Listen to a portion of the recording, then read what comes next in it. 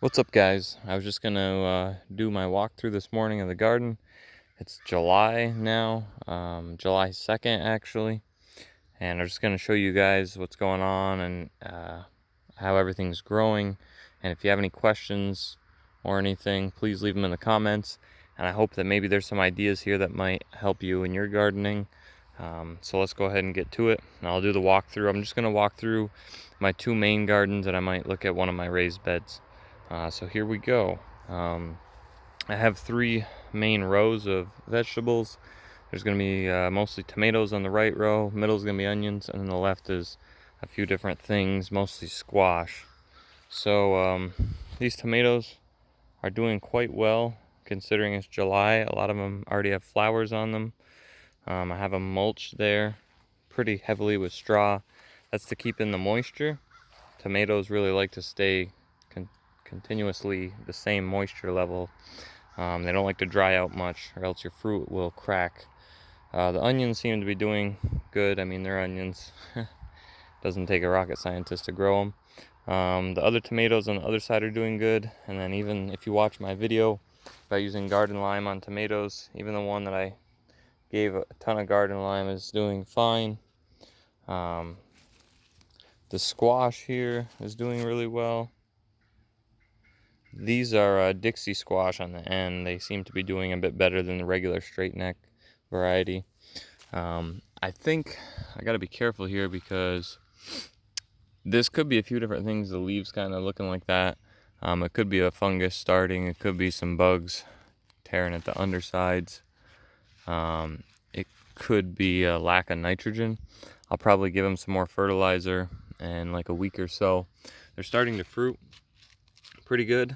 I gave them lime a while back, a lot of lime, because I noticed I had a little bit of blossom end rot. So I gave them quite a bit of lime, and that seems to have stopped the blossom end rot for the most part. Most of the ones that are fruiting don't have any blossom end rot, which is good. Let me see here. Here's a bigger one. Let's check it out. Yeah, there's no blossom end rot there. And sometimes I will pick off the flowers, like if I see a flower starting to maybe do this, and you can just easily grab it and it'll just fall off, I'll take those off, because that can, it's not necessarily blossom end rot, but that can lead to other issues. I just have these bamboo stakes here holding these squash plants up just to give them some support. They don't really need too much support. You can run them on the ground. I just feel as though if you run them up in the air, like on a stake or something, as they're growing, they won't be so susceptible to issues that arise from dirt being on the leaves and dirt getting on the plant. That's another reason why I do the mulch with the straw, to keep the dirt off the plants. All the tomatoes, like I said, I couldn't ask for better tomatoes. I got some over here. Let me step over. Some over here that are, oh, there goes a greenie. They don't seem to have blossom end rot. The tomatoes look pretty good. There's another one there. I'm not gonna mess with it because I'll probably end up plucking it off on accident. But they're nice and round. That's because of consistent moisture. If you get tomatoes that are pretty deformed or they have like splits in them, that can sometimes be a moisture issue. I'm just gonna toss this one over into the woods here. So that's pretty much it for the side garden here. We'll move up to the raised bed. If you noticed my row spacing, we'll talk about that here in the next garden. It's not quite as wide as some people may do. All right, so this is my raised bed with, we'll go around the melons here. I got, oh gosh, I believe this is actually supposed to be one of the giant pumpkins. The one that's in my other smaller bed next to my house is doing a lot better. This, I think, is a muskmelon or watermelon, could be a sugar pumpkin. Actually, I think it might be the sugar pumpkin starting to come out and down. Like I say, I'm gonna run these right onto the ground here. Same thing starting to happen. You can see they're coming right down. I'm gonna weed whack here soon, probably today or tomorrow if I can get away with it without it raining. And once these melons start to grow down onto the ground, it'll keep all the other weeds and stuff from growing up too much, because the leaves will kind of shade everything out. So these ones are doing actually really well. I've been pruning off those little suckers because I don't want any melons to grow, kind of compromising the vine up here and pulling down on it. So we'll see what happens. This one I let have a melon right here starting to grow. So we'll see what happens. If it's too heavy, it breaks a vine or whatnot.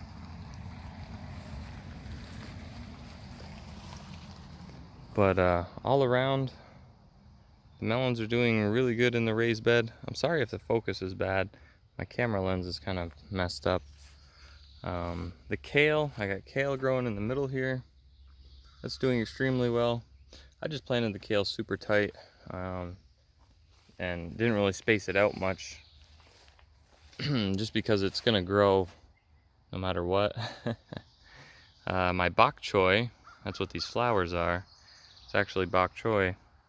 It went all to seed super fast. I think it was because it's more of a cool weather crop.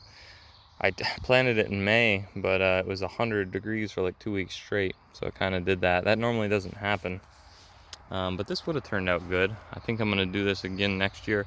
I'm going to let the flowers just go to seed. I know some people pick off the tops, but I'm letting that go right to seed, and maybe we'll get some bok choy scattered about in this bed next year. I won't have to plant so much. Kale is kale, what can I say? It's doing well, and I could really harvest a lot of this. I just haven't. Probably gonna wait till it gets a bit bigger and harvest it. In another couple weeks I'll cut some off. So let's jump over to the last garden here in the front yard, and we'll wrap it up. All right, so I got a bunch of different things in here. I got lettuce and kale on the right hand side there. I got tomatoes running all the way down, or halfway down in the middle. I got cucumbers here on the left hand side. We'll just walk through. So what I was talking about earlier with the row spacing, you can see there's probably less than a foot, about a foot of space between the rows. My feet, you know, I'm basically taking up all the space. That's so I can plant as much as I can possibly in the smallest area possible. I want to use my space as best I can. So that's why I kind of do it like this. You don't have to make rows, but I feel like kind of just works out better that way for many reasons. I'll probably do a video on whether to hill or not. So I got some peas here. Cucumbers are doing good. These are patio and bush cucumbers, so they're probably not going to get super big, but they'll still produce a lot of fruit. The other side are the tomatoes that I crowded, super crowded. There's like 3 to 4, at least 2 tomatoes growing in each little section here. And they seem to be doing fine. I need to tie them up pretty soon, but they're actually supporting each other pretty well. Seems to be plenty of nutrients for everything, even though it's spaced pretty close. I did compost this year the cucumbers because I heard they're pretty heavy feeders, and I didn't bother really doing any compost anywhere else. I'm gonna let this straw mulch down. I'm gonna till it in next year, and it should do a pretty good job. Now we're getting into the regular cucumbers, regular varieties. These are actually starting to trellis pretty good. As you can see, I'll probably need to maybe hit these with a little bit of fertilizer. The leaves aren't quite as green as I'd like them to be, but they're doing well. Beans. All these little guys here are all beans. I planted, we planted a row of beans, and then I realized that if you really want a lot of beans, you're gonna have to plant tons of beans. I planted the whole side of this row with nothing but beans here, and they're all coming up and doing really good. I don't know if they're gonna have a nitrogen issue or not because there's so many of them. We'll see what happens. They look a little pale, so we'll see if that clears up a bit. And then the other side, I didn't really plant anything. You'll see some random tomato plants. I didn't plant those. They're from tomatoes from last year that just had a bunch of cherry tomatoes and other stuff. And the tomatoes, some of them, you know, rot. I let them rot right there after the year's over. So you'll see some random little tomato plants peeking up. But the cucumbers are doing a lot better. The regular kind as far as the trellising goes. And given we're only in July, so we got a long ways to go here. We got till like September, October before stuff really starts to die off hard. The cabbage are doing okay, but man, I always got problems with cabbage worms. You know, I planted all these cabbage. If I get a handful of them, I'll be lucky. It's kind of, I'm just planting them to plant them at this point, really. The peppers, though, I've already harvested a good crop of peppers once from these bigger ones, and they're gonna, you know, keep producing. I started these inside and let them get pretty big before they came out. These other ones, if you watch maybe my first garden tour, you'll see they're quite small, and now they're doing quite well. I actually gave them a bunch of lime, the dolomitic lime, and that really helped them come to life pretty good. So I'll make sure to apply some more of that throughout the year. The broccoli went right to seed. Same problem as the bok choy. Kind of looks like it's in the same family because it looks so close, you know, to the bok choy as far as the flower and the growth on it. And then lastly, my big tomato plant here.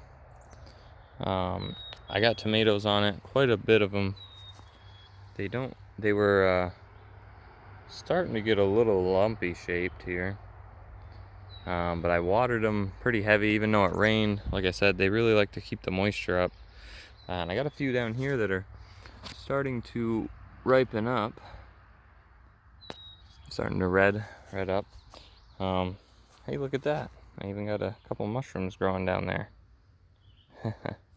That's really because of the straw and all the mycelium. But, alright guys, thanks for watching. And if you have any questions or comments about any of the gardens or anything that's going on, or how I did anything, just let me know in the comments, and I'll be glad to answer your questions. Thanks for stopping by, and have a great day.